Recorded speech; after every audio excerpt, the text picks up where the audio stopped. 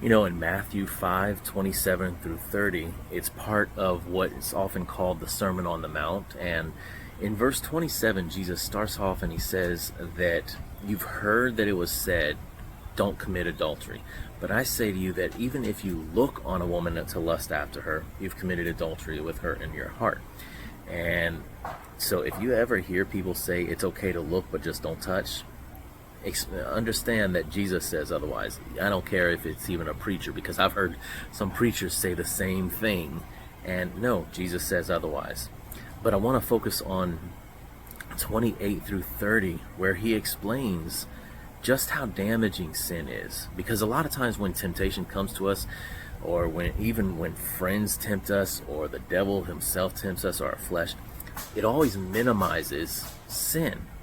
It's like, oh, you can always ask God for forgiveness. It's no big deal. But Jesus, he explains that if your eye causes you to sin, or if your hand causes you to sin, cut it out. Pluck it off. Because it's better for you to get into heaven missing parts of your own body than to be cast into hell while having all your parts. And that's not any kind of condemnation.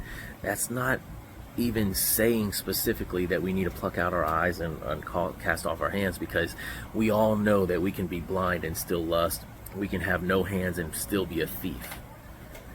He's explaining just how important it is that we get rid of things that cause us to sin, because it's a huge thing to go missing our hand or missing our eye, right?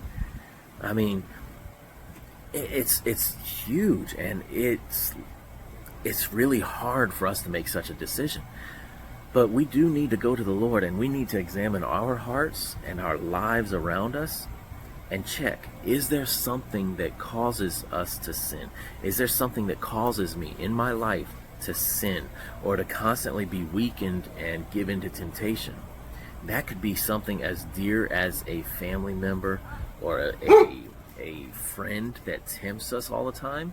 You know, somebody who struggles with alcoholism. You got a family member who always wants to offer you alcohol.